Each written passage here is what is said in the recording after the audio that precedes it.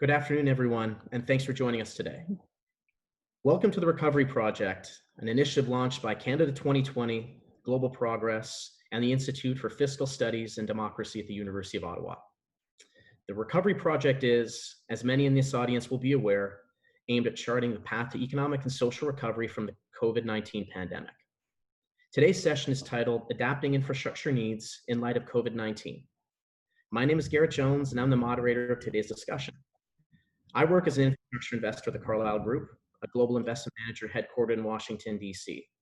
Prior to joining Carlyle, I worked for the Canadian federal government as senior advisor to the Minister of Infrastructure, the Honorable Amarjeet Sohi, and also advised the Minister of Transport, the Minister of Finance, and the Prime Minister's Office on large infrastructure projects and capital markets related activities. I'm joined today by three guests. From Ottawa, the Honorable Catherine McKenna, Canada's Special Minister of Infrastructure and Communities and former Minister of Environment and Climate Change. From Washington, D.C., John Porcari, Deputy Secretary of Transportation in the Obama administration. John is President of Advisory Services for WSP USA and co-chair for Joe Biden's Infrastructure Committee supporting his presidential bid. And from Berlin, Wolfgang Schmidt, State Secretary at the German Federal Ministry of Finance. So to each of you, thanks for making the time to be with us today. And as a note to our audience, we will dedicate the last 15 minutes of the live stream to answering your questions, which you can share via the Zoom section, via the Q&A section in Zoom. And so with that, let's get right to it. Mr. McKenna, the first question's for you.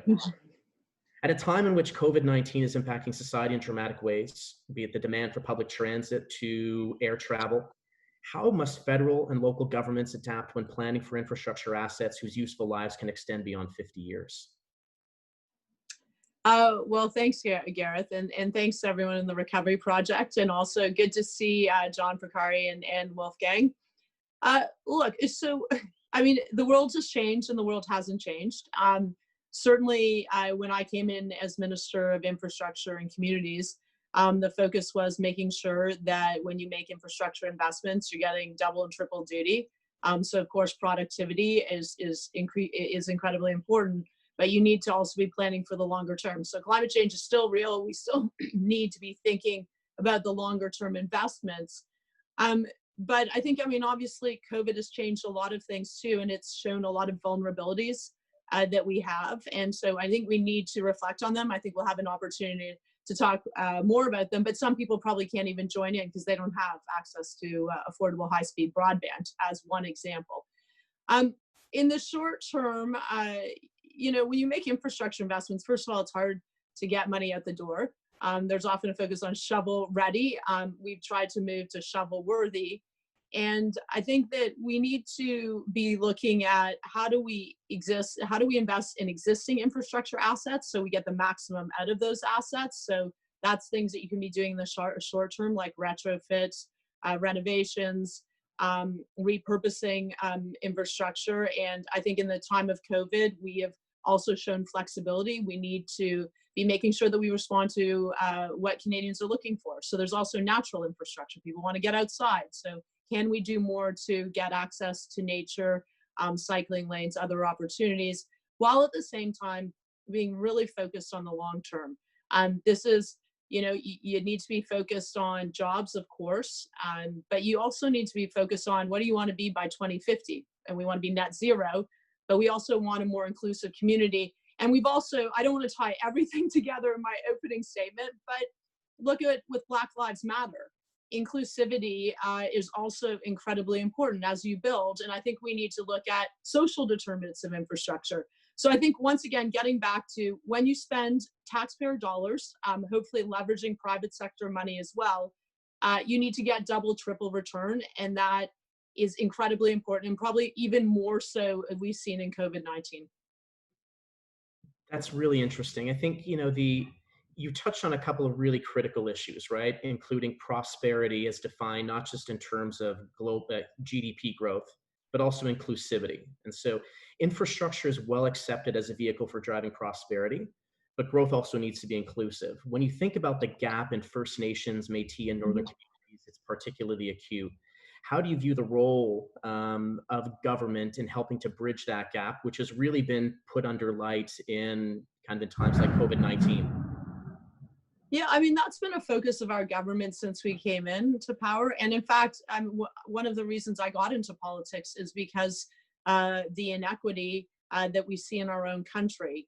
And it is unconscionable that you can go to First Nations communities, you can go to the Arctic and Inuit communities, go to Métis communities, and they don't have the same infrastructure that my kids have. That has an impact directly on their quality of life, but it also has an impact on our productivity. And I don't know we always see it that way, because how are these young people going to be able to be productive members of society if we don't provide them with the opportunities, with the supports, with the housing, with the access to broadband, the access to even delivery of healthcare via video. And so this is something that we need to be focused on, and we've been focused on in a tangible way. Drinking water. We don't have clean drinking water in communities, so every day there are minister and public servants who focus on how do we make sure each community has clean drinking water. Part of my mandate is getting rural and remote communities off diesel. That's not just a climate issue, that's a health issue, because you'll have cleaner air. And so I think though it's hard, and I'll be the first to admit that we have a lot of work to do when it comes to the infrastructure deficit for First Nations, Métis, and Inuit communities. But I've been talking to members of racialized communities, often living in lower income neighborhoods, and sometimes the way infrastructure is delivered, if you are the loudest, you get the infrastructure investment. Or if you're, and the problem with that is that a lot of people are just trying to get through the day. If you're lower income, you don't necessarily have time to be, making sure that you get these infrastructure investments. So I think we need to be extremely mindful. This is something that I'm taking on. Of course, I've been focused on climate and we've been working on Indigenous communities, but I think we need to think about it more broadly. And the last thing I'll say, because I know there's a lot to say on this, but we have to look at what kind of recession we're in. And you've had economists like Armin, and I apologize, I can never pronounce her last name, but she's talked about this as a she session, that the impact has been greater on women and on other racialized groups, on Indigenous peoples. And I think we really need to reflect on that in terms of what we build, in terms of where we build, in terms of what other supports, income supports, and other things that we need to do.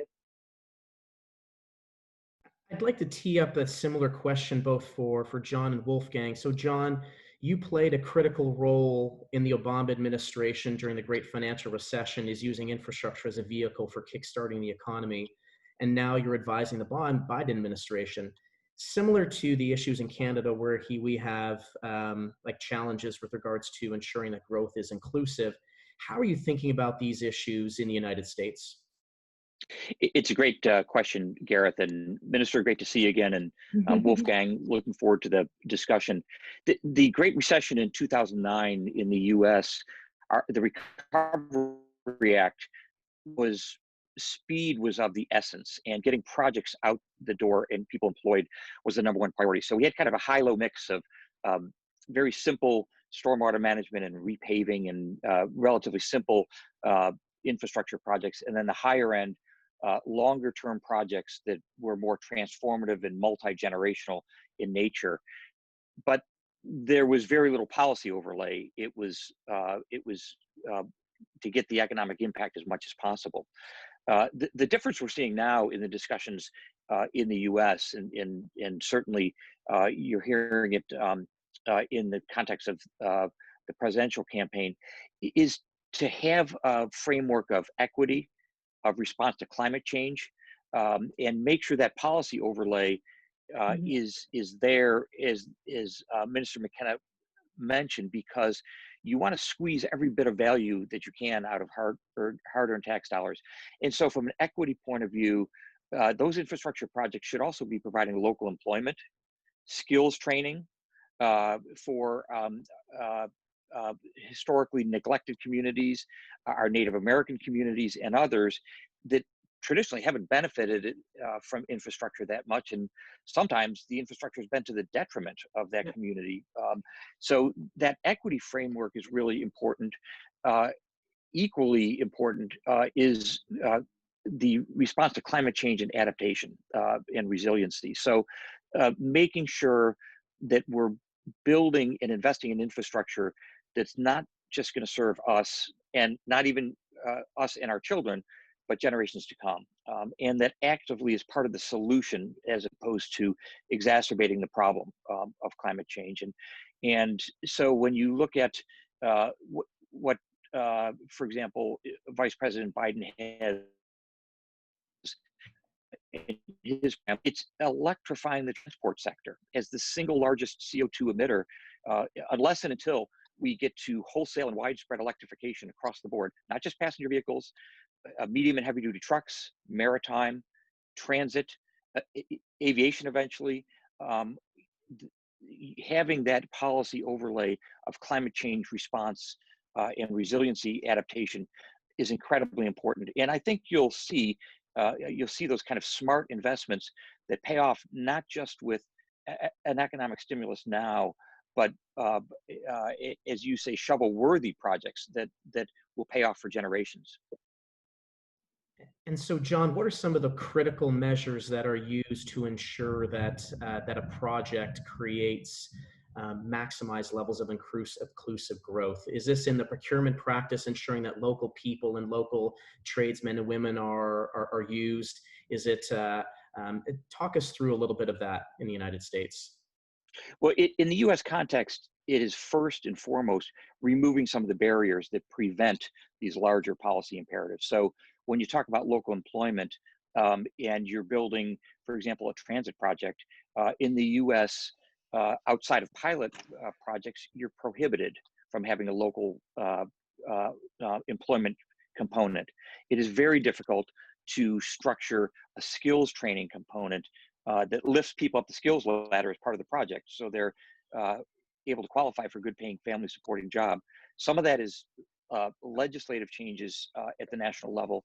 Some of it is just policy changes. So there's a suite of policy and proposed legislative changes that will build a strong framework for things like local employment and skills training, and making sure that good paying family supporting jobs are what come out of it. Equally, on the climate change side, believe it or not, for the interstate system in the United States, charging facilities are prohibited by law. It goes back to the 1950s, and removing that barrier. These are not putting gas stations in rest areas. This is actually providing charging stations that would allow both passenger vehicles and trucks to get rid of the range anxiety and make sure that they can actually complete significantly longer trips. That's a legal change. There are policy ones as well that stem from that. But what we're trying to do now as a country, and certainly in the context, again, of this national discussion of infrastructure, is make sure that we have a comprehensive inventory of what has to change day one and what has to be completed by day 100 to actually change the direction of the ship in a more sustainable way. Wolfgang, you and I spoke a little bit earlier today, and you spoke of some of the constitutional elements of infrastructure development in Germany, which really drive, the attempt at social and economic equity within German society. Can you touch a little bit more upon that? Yeah, sure. I mean, obviously, to compare Germany with the US or Canada is a bit strange, because we are, at least compared to the US, rather small. So I tend to compare the US to the European Union, and to then have these differences that you're talking about, because obviously compared to the US, and maybe even to Canada, Germany is a pretty flat society, and we have similar living conditions. Nevertheless, in our constitution, it says we need to achieve equality of living conditions in all the 16 federal states of Germany. And that is something where we have a lot of transfer mechanisms in place, so that the infrastructure basically should be the same in all the regions. But obviously, we also have differences between rural areas and urban areas and metropolitan areas, and so on and so on. And as we discussed earlier, we are, as everybody, in the midst of this crisis. And I think it's interesting to see how different nations respond to that crisis, and to also see the similarities. And so when both Minister and John talked about what you've been doing and you're thinking and what needs to be done, I feel pretty much at home, because we also said, when we developed our now stimulus package, that was agreed upon between the leading political parties in government at the beginning of June, and now adopted by cabinet and actually having the first readings also in parliament already. We said we need to not only address the 3 T's that economists tend to tell you, timely, targeted, and temporary, but to add a 4th one, and that is transformative. So to especially address questions of climate change, of digitalization, but also of social cohesion. And so if you look at the stimulus package that we adopted, roughly 130 billion euro for the federal level, so equivalent to 4 to 5% of our GDP, 50 billion out of the 130 billion is actually what we called a future package. And that addresses digitalization, but this addresses as well what John talked about, the electrification of our mobility and the transformation of our car sector, which you know is pretty big in Germany, and for example has a 7 billion package on hydrogen. So to allow also investment into this new technology. And I think this is what you see also at the European level, if you look at the recovery fund that has been discussed, that it is also linked to something what we call the Green Deal on the European level from the European Commission. So as Churchill said, never let a good crisis go to waste. We should make use of this crisis also to address these issues. Thanks for that, Wolfgang. So Minister McKenna, I want to just spin it back to you then. When you look at the primary challenges for bridging the infrastructure gap, in particular for the most vulnerable people within Canada, is the issue simply that there's more money than required, or is it also a process of capital reallocation and a change in how infrastructure is planned for? I'm curious as when you think of, if you had a basket of tools at your disposal, is it a mix of more public capital, more private capital, but also a change in the planning process? Look, I think you always need to reassess how you're doing. And so, I mean, we had a parliamentary budget office report that found that we had increased jobs to 91,000 jobs last year, that we'd invested in 53,000 projects, that we'd increased GDP by almost a percentage point, 0.75%. So those are all good news. But I think that, yes, that you need to, it's not just money, but money is important. And I think that there's a lot of private capital. And that's why Canada Infrastructure Bank under Michael Savia's leadership is going to be so important to crowd in private capital. That's also why I think we need a national infrastructure assessment so that we actually have long-term, national goals that we're all moving towards, municipalities, provinces, and the federal government, because we have to take into account Canada. You need to be working with all orders of government, and you need to be leveraging the capital in the same direction, ideally, while making sure that local communities can make their decisions that make the most sense within the frame.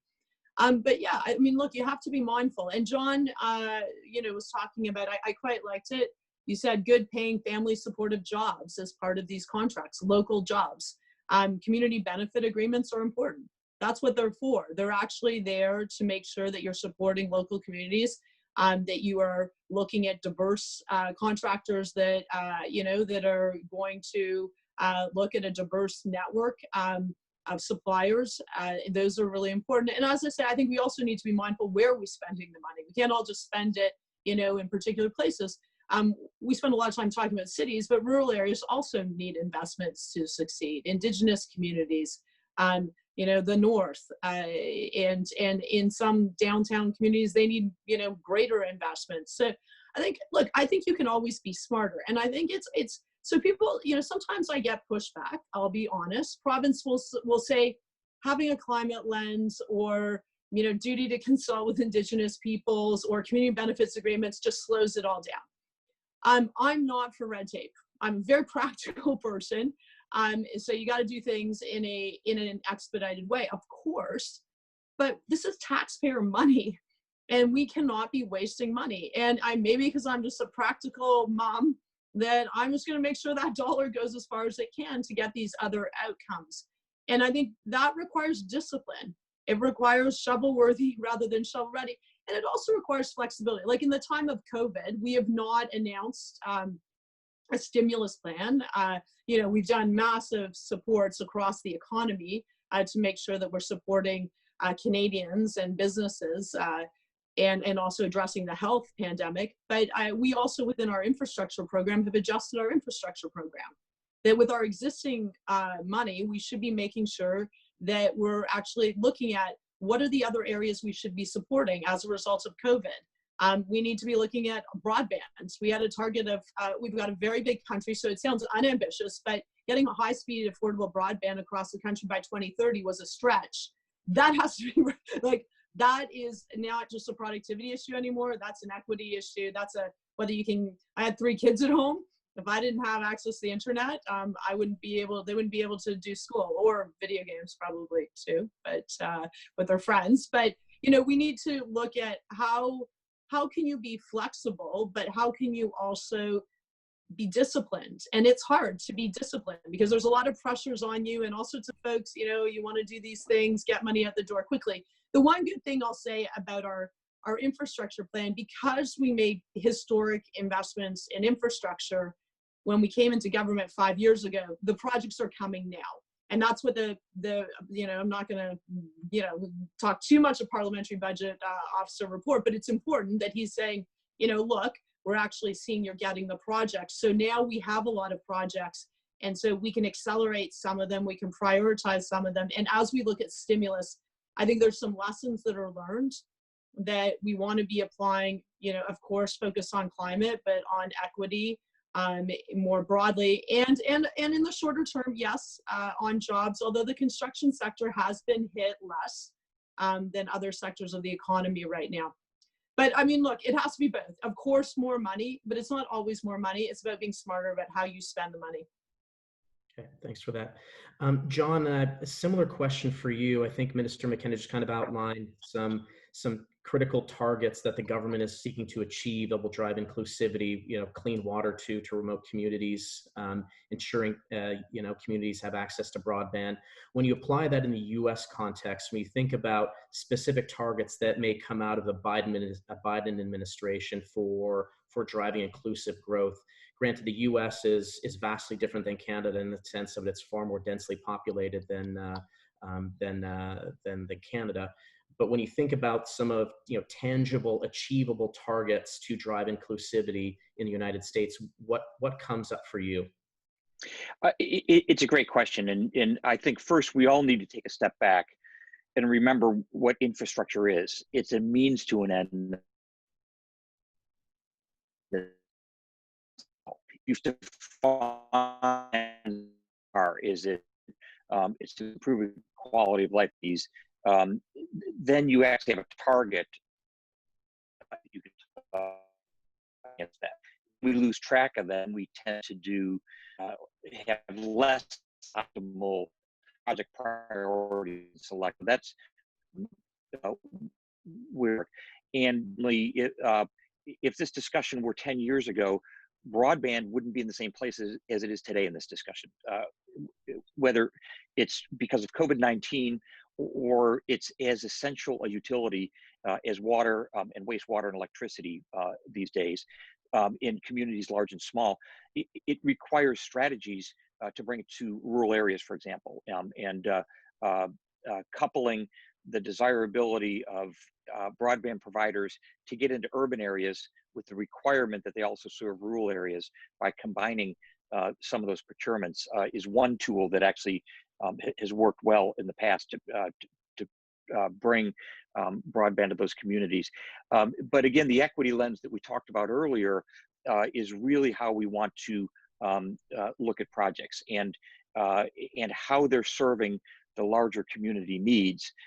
If you're looking at a transit project, what it does to either help or hurt affordable housing as part of that, how it ties in with the first and last mile and the active transportation components, walking, biking, etc.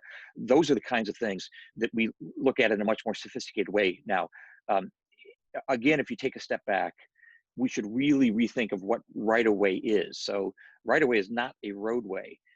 and government is not the owner of it. It's a steward of a precious resource. And that right-of-way resource we should be thinking about broadband, water and wastewater. We should be thinking about the vertical dimension for unmanned aerial mobility. We should be thinking about inductive charging, so we can actually charge electric vehicles as they use that right-of-way.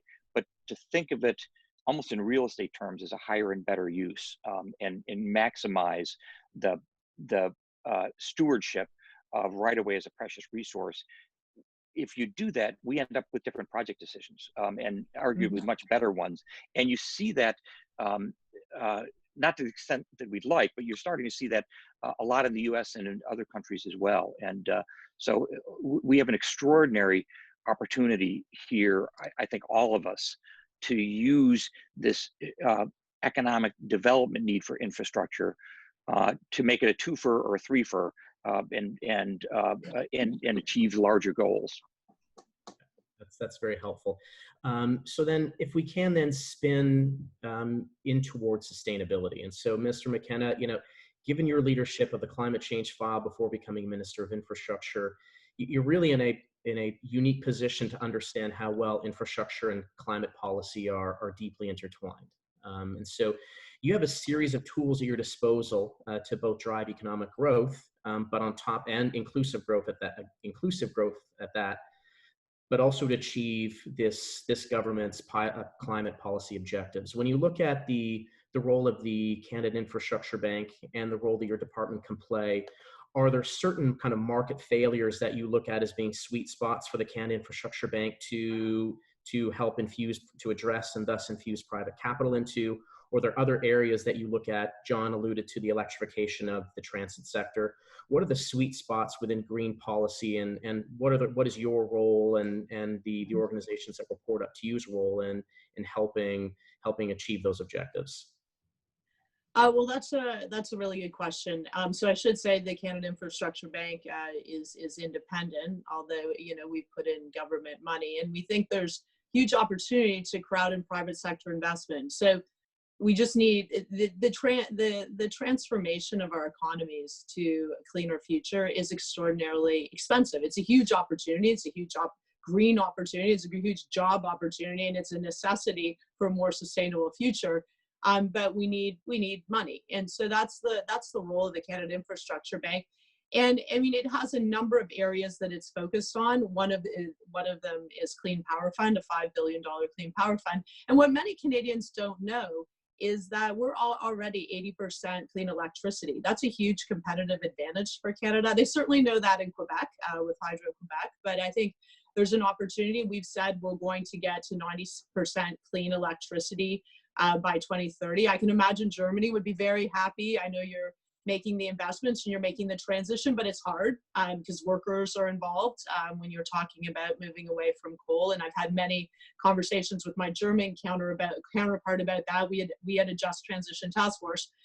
But getting back to the bank, I mean, I think the bank has a huge role to correct market failures, you say. I worked so hard in my past job to get a price on pollution, because there's a market failure. We're not pricing externalities. So we need to be doing that. And there's capital sitting on the table if we can figure out a way to use government money to, figure out the proper risk allocation, to figure out what are the opportunities, and to create a pipeline of projects, getting back to national infrastructure assessment.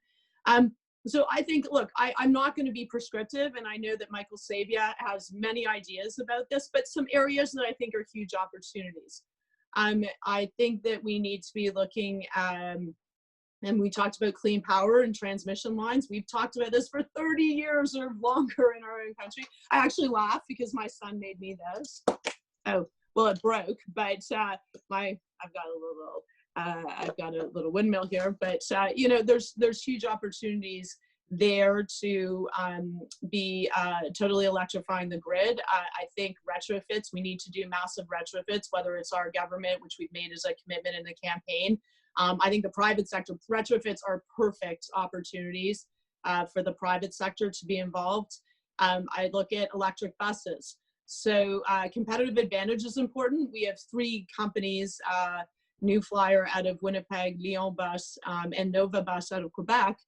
And we should be using electric buses, especially since we're on so much clean electricity in Canada. And we should be, leveraging that and creating companies that are even bigger, so they're supplying the world. So I think there's many opportunities. And I think that working with the infrastructure bank, we can figure out a way to expand and increase the infrastructure dollars and do the transformative change. Because I'm not in this job to do little things. If we are going to meet our climate goals as a country and as a world, we have to be extraordinarily ambitious, way more ambitious than we are now. And we need everyone to be part of it. I think there's always if only, it's always focused on the federal government. No, it's all of us. It's all of us, from our purchasing decisions all the way up to the infrastructure bank. We've got great pension funds who tell me they want to be doing more here. So I think that's the opportunity. I think you're going to see some real progress. Michael Savia, as they say, former head of Caisse de Dépôt, he did the REM. There's also public transit opportunities. He did the major REM project in Montreal. And so we all got to be working together. And that's why I think having some more clarity to the private sector, to Canadians, on what our path is to 2050 is really important. Because then everyone will see, okay, here are the opportunities. And that includes every province. And I should say that sometimes people think I'm talking about certain provinces or certain people. No, everyone has to be part of this. Everyone needs and deserves a job. Every community deserves to thrive. I know, Wolfgang, you have to think about that in Germany as you move off coal. But there are huge opportunities and much better opportunities, because we know from the example of the US that you look at the jobs in coal versus the jobs in renewable. I mean, it's the same in Canada, but it is a huge transformation. And that's not even the government necessarily. That's just the private sector following where the opportunities are. So I think we got a lot of opportunities, but it's going to require some discipline. It's going to require ministers working together, but also us working with different orders of government and with the private sector. Let's before we go to John, Wolfgang, can you just give us your views on the integration coming from a finance perspective, but integrating sustainability objectives, both in the kind of German and EU context, which you all have been leaders on? Yeah, well, I think both our infrastructure minister and the environmental minister are happy with us, because I think you could see a clear shift in Germany politics, both towards investment, because we saw that we lived on our infrastructure. So we know that there is a huge need to really invest into the traditional infrastructure, but also in supporting the transformation that Catherine was also talking about, no? Especially phasing out of not only the nuclear power electricity production by the end of 2022, but also now having the next goal of getting rid of coal electricity production at the latest by the end of 2035. So this is an immense amount of money that is needed for transition grids, for the transportation lines, for the grids on the local area to electrify the transportation. And so I think from the finance minister's point of view, we heavily support that, because we know, as minister was talking, this is the huge opportunity for our economy. And there's lots of employment opportunities as well, but we need to make sure, and there's where the government comes in, that this transition does not leave people behind, and so that this is really a just transition. It requires huge effort, and so we set aside a 40 billion euro package over the next 10 years just to support those regions where we're going to fade out coal electricity, because these workers, highly trained workers, you can't just tell them, okay, you're out of your job because of a governmental decision. Good luck. No, eventually you find a new job. No, we have to, in these regions, we have to make sure that they support it, because if we don't, we can see it in the US with flyover states and the Rust Belt. What happens if they have a feeling that this transition that we as a society want is actually only producing bad results for them? So that is, I think, a very intelligent way of investing, also in the cohesion of our society. Thanks for that, Wolfgang. John, I'd be curious to hear your views at the federal level of the United States, where unlike where there is not a national carbon price, but we see there are regional traded markets. When you think about sustainability and infrastructure, both kind of from your current perch at WSP under a Biden administration, what are your views on the sweet spots of where the federal government has a role to play to advancing the sustainability of infrastructure assets being built in the United States? It's a great question, Gareth. First, there's a common misconception in the U.S. that is held by many that the decision-making is all at the federal level, and innovation, for example, trickles down to the local jurisdictions. In practice, it's actually the opposite. The innovation happens at the local level, and whether it's counties or municipalities or states, it aggregates into national policy. And I mention that because while there is no price on carbon nationally, there are some pioneering efforts in California with cap and trade, for example, in other states that have banded together for emissions reductions. And those will aggregate, I'm convinced, into national policy, will drive the national policy. So it's important to remember where the innovation is and how it actually works. And beyond that, these are decisions that cities and states and other local and state jurisdictions have made in straight economic terms. Yes, it's the right thing to do, but they're looking at this triple bottom line where it's not just the initial infrastructure cost of building more green infrastructure, of electrifying the transport sector. They're looking at the life cycle cost. They're looking at the societal impacts of a carbonized economy and what we have to pay on a daily basis to try to mitigate that. So this is a classic case where national policy has lagged the innovation at the local level in the United States, but it leaves a lot of room to build a national consensus going forward on doing this. And anybody who doesn't believe that climate change is the existential crisis of our generation is not paying attention to facts. And if you don't start from that premise, you're not going to get where you need to. If you accept that premise, there's all kinds of things, the federal loan programs, the competitive grant programs, just to name two, that can actually be retooled to better fit that objective, to build greener infrastructure in a way that passes on sustainable economic growth to our children and grandchildren. Thanks for that, John. I'm going to spin this back to you, Mr. McKenna, because one of the things that you and I have spoken about previously is that in a world in which assets are becoming more sustainable, in many instances that also involves them becoming decentralized, digitized, and more democratized, as opposed to the older model of significant, very large centralized assets, power plants, where electricity is transmitted over high voltage power lines into homes. Mm-hmm. And so, but the punchline there is that smaller assets, more distributed in nature, means that these are smaller checks and smaller projects. But the federal government, of course, is set up to operate at scale and size. Is there a need to evolve some of the policy tools or some of the mechanisms that exist to enable governments, both at the federal level as well as at the provincial and municipal level, to effectively understand that, you know, in this case, it's not about writing big checks anymore, but it may involve writing a ton of smaller ones? So that's a great point. It makes me think, I guess we don't travel anymore, but it makes me think of a place called Summerside, PEI. If you ever get to go there, pretty amazing. It's a town that had to reinvent itself, military town, and they left. And so they decided that they were going to go green.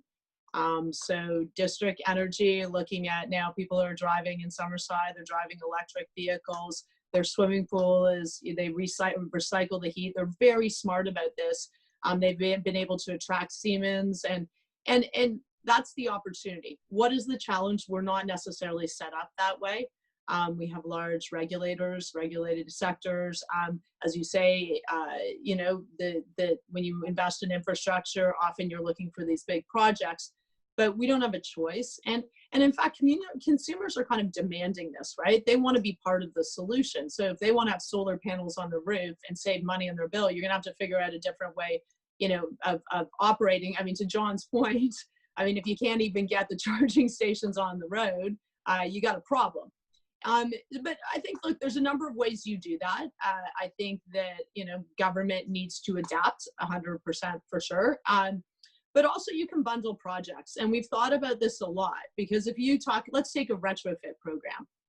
If you're just looking at house by house, building by building, you're going to cut checks. That is going to be really hard. Government is not set up to do that. I mean, no one's set up to do that. But if you, and how are you going to get private capital? Because people aren't going to want to do it one building at a time. I mean, so the opportunity there, and I've spent time with the New York Green Bank and others, is you bundle these and you figure out ways so that you actually can have large scale investments, but in a smarter way. Or you work directly with the municipality to reimagine how they're going to fund these investments that you want, you know, taking money off of people's bills as opposed to tying, you know, something to an asset. So I think that there's, look, I think there's creative ways of doing this, and government, like, we do need to adapt and we need to create the right incentives, and we don't have to do everything. That's the other thing. I think that we should be focused on what are going to have the big impacts. What are the tools? I mean, you have to have carrots and sticks. So for electric vehicles, you're going to have some carrots. That's why we have an incentive program. If you buy an electric vehicle, federal government will give you an incentive of $5,000. That can be matched by certain provinces. We hope all provinces would do that. You can have, you know, I don't think it's a stick, but you can put a price on pollution to create incentives to save money. That you can require climate disclosure so that you have businesses making better decisions. They should be making these decisions, I think, for their own sake, because in the long term, you're not going to be a successful business if you don't understand risk. But unfortunately, it's newer for folks, and quantifying the risk can be challenging. So I think, look, there's a lot, but we did a climate plan, had 50 measures. It took a year to negotiate, and it created a high-level framework of all the areas we need to do. And the good thing about climate, in some ways, the topic is binary. Everything you do either increases emissions or reduces emissions. It either makes you more resilient or less resilient. So if you're making rational decisions, I mean, sometimes it's harder. What is the future going to look like? We know if we continue going this route, it's going to be terrible for a whole range of reasons. And we have choices that we can make these smarter decisions. Government is not always that adaptable. That's why sort of every day I'm like trying hard to change things. But I see it at all levels. I see it. We just made an announcement with Guelph, Ontario. Guelph, also Waterloo, Ontario. Very focused on electric buses and focus on cycling infrastructure so it ties into their transit. There's no point in having great transit if you can't get people to the transit in a sustainable way. So I think we're getting smarter, but we got to be smarter faster. And it has to be all hands on deck. And we can't, I really think what Wolfgang said, I just have to emphasize that it has to be something that people understand. And it can't be elitist. It can't be that, you know what, we're going in this direction. You aren't going to have a job, but sorry, you're just collateral damage with our transition to a cleaner economy. So you have to do that, not just because I'm a politician and you have to do that to get elected, because we believe in people. We believe in equity. And so we want everyone to be part of this. But I have great faith because it's just an irresistible option and it's just the logical choice. And I think Mark Carney's put it best. We'll either like figure it out and be smart about it. We're going to go off a cliff and then we'll figure it out. It'll just be a heck of a lot harder and a heck of a lot more expensive. When you think about, because we've got pushed into the Q&A section and we're getting a lot of questions from attendees, and more than a few have related to rural strategies. And so I'm aware of the fact that we've got 4 individuals located in heavily urban areas talking about rural strategies. And so, you know, when you think about the toolkit that would be required to effectively address some of the policy objectives that you talk about, Mr. McKenna, do you feel as though you have sufficient tools and capital, or do you feel as though more is required, different set of tools? And the same would apply after we speak with you, Mr. McKenna. We speak about some similar issues to you, John, and Wolfgang, despite the fact that neither of your nations are quite as remotely populated as Canada's is. So I do think that you have to have rural and northern strategies.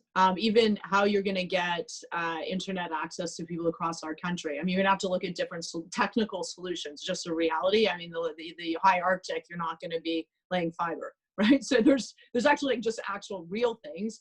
But I think you also, I mean, the key to being successful at anything is making sure that you actually understand the particular circumstances in which people live. Because I think to Wolfgang or John's point, like infrastructure is kind of a made up bureaucratic word. Like, I don't know, someone came up with this word, it's terrible. It doesn't mean anything to anyone. And it's something that we say all the time. And then people are scratching their heads. They're like, I think you're talking about roads and bridges, maybe. Like infrastructure now is, you know, high speed, it's high speed broadband, it's clean drinking water, it's natural infrastructure. So all of these pieces have to fit in. But look, everyone deserves a good quality of life. So if you live in a rural area or northern community right now, you're probably having a really hard time accessing the internet. So we need to fix that. You know, maybe you need better transportation. We need better rail in our country to connect communities, including, you know, the major centers, but also other communities. You know, you need to recognize that there are different challenges, but sometimes different opportunities, because if you're self-contained, you can sometimes come up with better local solutions. And the one thing I have learned in this job, I mean, every day I feel like I learned something new and think, gosh, like, oh, I really could have done a lot better if I knew that. Like, you got to work with the local community. And like, if you go to the high Arctic, and you try to come up with our solutions from the South, you're going to epically fail for so many reasons. They're not going to be culturally appropriate. They're not going to actually work. They're not going to, you know, change lives. You'll have infrastructure that'll, you know, not be able to be maintained. So I think you have to work with communities, and that can be very challenging. Like with Indigenous communities, when we talk about scale, everyone wants scale. If we only came in with a solution and the community's like, okay, sorry, we want to be part of the solution. We want to come up with something that makes sense for us. And we want it to create jobs and economic opportunity. And so I think that, you know, that requires, certainly requires some effort, but we have a minister who's responsible for rural affairs. And so she's working hard. Broadband, obviously a key part of it, but there's many aspects. And you know what, in many rural communities, they are not succeeding and thriving like cities, you know, where people living in cities are. And so we need to look at that and what opportunities do young people have there? Do you have community centers? One of my buckets, you know, of investments is in community and recreational facilities. I'm an athlete. Like, I wouldn't be here, I think, if I didn't, you know, wasn't lucky to be able to go swim in a pool every day and have someone, you know, provide me with some discipline and some opportunities and some lessons. And so these are the things that actually help shape individuals, provide opportunities, and create the conditions to succeed. And so infrastructure, it's not just this, all it is, you know, this is infrastructure, but infrastructure, we didn't even get to social infrastructure very much, but huge part of how people will succeed. And that has to be people in rural and northern who live in rural and northern communities as much as it is as people who live in cities. That's very helpful. I think it comes up quite frequently, John, because Canadians think a lot about the drinking water issue as it impacts First Nations communities and many communities across Canada. But you hear about the fact that Flint is still on bottled water over many years now.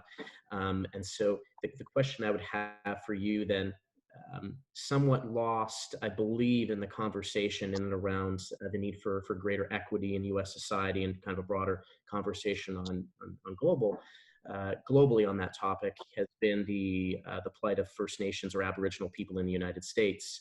Are some of the issues that you see when you review the data, it seems to be these communities seem to suffer from a lot of similar issues. Do you think that the U.S. federal government pays a similar level of attention to the struggles of the Aboriginal communities in the United States? There's much more that we need to do for our Native American communities and rural communities in general. But beyond the apathy and neglect that you've seen in the past, we need a larger infrastructure strategy. One of the things that we did in the Recovery Act in the Obama administration was have a rule set aside for competitive grant programs. For example, 25% went to rural areas.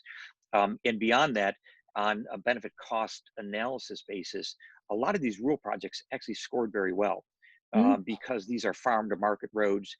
This might be an inland waterway that's moving agriculture or manufactured products. So it starts with acknowledging how we have not just underserved Native Americans and historically minority communities in urban areas as well in the US, but we've actively hurt them to some extent with the infrastructure decisions that we've made in the past. If you start from that premise, we can look at ways that infrastructure, yes, the I word, can actually help communities. And the concerted efforts that you saw in the US, for example, during the Great Depression with the Rural Electrification Administration and the Tennessee Valley Authority, were explicit acknowledgments that we're one nation, and we sometimes have to disproportionately reach out and benefit financially rural areas and underserved populations just to level the playing field. And your Flint drinking water example is a stark one. It is a basic human right to have clean, potable drinking water, but we don't have it everywhere. And we have a highly fragmented system in the US for delivery of clean water, where we have not focused on the areas, rural and urban, that we actually need to provide that to in a systematic way. So much work to be done, but it really begins by acknowledging what's happened in the past, why it was wrong, and what we need to do differently. And I think you're seeing that process in the US now in many ways. It's healthy, and it ultimately builds a national consensus for us to do a better job. Thanks for that, John. So we've got time for, I think, one more question. And I think another question that's been coming through from our attendees, and I'll tee this up for you, Minister McKenna, is in the private sector, there's a very rigorous way of tracking the success of any particular investment, and there's a reporting mechanism that goes through to your limited partners that allows you to monitor whether or not you're doing a good job of allocating capital. In the government, there's not always that same process, and so how do you see a process for improving the tracking of outcomes so that you can assess the government's relative performance in the capital allocation process of taxpayer dollars? So, I mean, that's actually, it's so timely that you asked this, because, I mean, there's been so much focus on how many projects did you do, and you track it based on number of projects. So you want to know we did 53,000 projects. I mean, what does that mean to anyone? But it's a lot, I guess, or it's not a lot, depending on your vantage point. How much money did we spend? We've spent $51 billion. So to Canadians, like, that's a lot of money, but so what? Getting closer to something. It created 91,000 jobs last year. Okay, so that actually means something to someone. But like I just said, so what are we doing for outcomes? And like, I really mean that. It's not that I mean, I think it's good. We're focused on public transit. We're focused on green infrastructure, rural and northern communities, community and rec centers, trade and transportation corridors. That's great. But those are just areas. Those are not outcomes. And so I really think that a focus less on how many projects did you do, and moving to what outcomes did you get? Because that is the only way you get to net zero by 2050. That's the only way you tackle housing crisis and have housing for all by 2030. That's the only way you get high-speed, affordable broadband by faster date than 2030, that's for sure. That's the only way you get 80% clean power by 2030. You have to have outcomes. Taxpayer dollars are very important, and you need to be making sure that you are getting the value. And so I think we're all right now not in the place I think we need to be. I think that this is, once again, this national infrastructure assessment where you say, okay, this is what we want. And we actually kind of know what we want in Canada. Like, we have a climate plan. We have a strategy for housing. We have a strategy for clean drinking water. But linking those directly to investment dollars and outcomes, I think will just get it to a much better place. So I'm not telling Canadians how many projects I did. I'm saying, how did we transform people's lives? And it's not even me. It's like, how did everyone work together? Different orders of government, with the private sector, with Indigenous communities. How did we do things that are going to mean you had clean drinking water, that you accept access to affordable high-speed broadband, that you had a roof over your head, that you have clean energy, that you have clean air, that all of these things that we want. And so that is really my focus. I mean, look, I said I had 3 priorities when I came in. It's funny, when you become in as a new minister, you have to like right away say what you're going to do. One was making sure that we get the most value out of infrastructure dollars, working with different orders of government. And value is not project numbers. Value is outcomes to me. Getting projects built quickly, I think that's important. There had been a need to speed up our infrastructure program. And then I think it's building the Canada you want. And that's so important, that I have 3 kids, that, we owe it to them as we invest these dollars to really think about, okay, what world do we want for them? And they already know what world they want. They want a clean world. They want a connected world. They want an inclusive world. And we can do that. Like, I actually have great faith we can do it. Is it hard every day? Sometimes connecting the dots every day is hard. But I think there's an opportunity. And I do want to really give a shout out. We didn't actually probably hear as much as I would have loved to hear about what Germany is doing. John and I have had a conversation. It's also sharing best practices with progressive governments about how do you do this better? If social determinants of infrastructure sounds kind of nerdy, but I'm a little bit nerdy, but what does that mean? How do you do that? And how do you ensure a just transition? So I think sharing these practices is so important, having sessions like this where we can get input. I've seen a lot of the different questions and inputs that are coming in. And I have to do, someone was saying, learn from history. So I will just take here we go. There we go, the crisis of the old order, Roosevelt, looking at FDR and the New Deal, and then the Green Deal, New Deal. And then I have another one, if we're just gonna share books here, Mariana Mazzucato.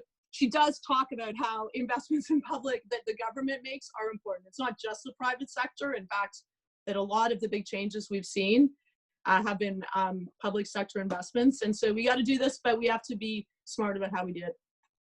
Well, thanks for that. And I think those were kind of, in my mind, very moving remarks, because I think you've worked on climate change, on global policy, but also you're also a member of parliament for your community. And so infrastructure is not something abstract. These are bridges that you build in your communities that enable you and your children to ride through on their bicycles. And so it's something that's deeply personal.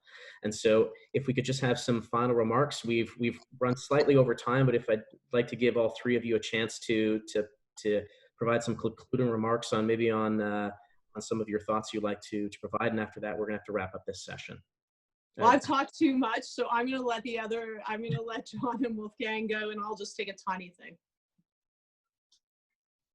Great. John, why don't you start? Thanks. It's what's really great about this discussion today is the similarity of themes. If you look at, we might have slightly different approaches Germany in the US, but I think we all recognize the imperatives in front of us and how we need to use infrastructure as a positive tool to meet the future. Minister, as you mentioned, we should all be shamelessly copying from each other, taking best ideas, which is something that we all do. There are a lot of different approaches to get to the same end goal, but what we're all trying to do is build a more equitable and just and sustainable world. We were in much more difficult circumstances than we have right now. Our parents and grandparents and great-grandparents built an infrastructure that carried us to this point today. We have an obligation to do that for the future. We have an obligation to do it better and smarter because we have learned more in the meantime. That means responding to climate change. It means squeezing more value out of infrastructure by having it provide good paying, family supporting local jobs through community benefit agreements, lots of mechanisms that actually make it a force for good in the communities. And we do need to bear in mind that not everybody started in the same place here, and whether whether it's a native tribe, whether it's a historically discriminated against community. We need that as part of infrastructure. And one of the great things about it is it can be a great equalizer in providing opportunities that didn't exist before. Well, thanks for that, John. Wolfgang, over to you. Yeah, thank you. And actually, I could just second with what John said. I always find it stunning that despite the differences where you come from, different systems and legal frameworks and so on, actually we are pretty much focusing on the same questions. But maybe because I was today in a G7 call with my colleagues, and we are all from G7 countries, I think it's also a good opportunity that it's not only in our countries where we have all these opportunities and can talk about these technicalities, especially in these days of the COVID crisis. We should think about all the other countries that do not have the means of doing what we are discussing. And I know that Canada is a big sponsor. Hopefully, the US will return to the multilateral agenda and be part of that endeavor as well. But just to imagine what is going on at the moment in Africa and in Asia and parts of Asia and parts of Latin America, where this crisis is not only hitting societies that have a very fragile health system, but also where the economic impact is so devastating that we need to take them into consideration. And I know that the current Canadian government and hopefully future US governments will be joining the European Union to not forgetting these countries as well. All right, and we'll be back, Wolfgang. You'll be back. So actually, I mean, that is a very good point. So thank you, Wolfgang. We have inequities within Canada, but around the world, huge inequities. We have moral obligation, but also if you care about, there's always good ways to make arguments from a whole range of ways. If you care about actually tackling climate change, can't do it alone. Pollution doesn't know any borders. And if you worry about wars, you know, there's going to be wars over scarcity of resources or refugees, climate refugees. So we need to continue doing that. We did make a significant investment on climate in both on mitigation and adaptation, but absolutely. And we've seen, you know, here at home, vulnerabilities with COVID, whether it's in, you know, lack of affordable housing or long-term care facilities, but imagine these other places. So I think that is, thank you, a very important reminder. We're all in this together, and we're very fortunate. I'm very fortunate to live in a country like Canada. Look, I mean, I don't know what else we can say. I mean, you could talk for about 8 more hours, or you could just kind of end it there. The only thing I could say is in this role, I started off, and I focused really on, I was a minister of infrastructure, but my title actually includes communities. So now I kind of see myself more as a minister of communities, because in COVID, your community has become everything. And I think it has been the reminder that infrastructure is not just it's just not a hard thing, it's about lives. And I think that really focusing on, John, I think the way I put it, productive, because of course, productivity, infrastructure increases productivity. That's kind of, you know, where economists want you to some economists want you to go, but also building a more equitable, sustainable, and resilient country. I think that's how we need to be thinking about these outcomes. And so I still have a lot more to learn in this file, but I think there's huge opportunities there. And, you know, I feel really fortunate. And I think, you know, it sounds terrible, but as you say, Wolfgang, Churchill said it, you know, never let a good crisis go to waste. And I think as we think about the investments that we want to make to restart our economy and get people working, just think not just about tomorrow, think about the 50 years and really be focused on the outcomes. All right, well, thank you very much. So that's all the time we have for today. Apologies for going slightly over. That's on me as the moderator.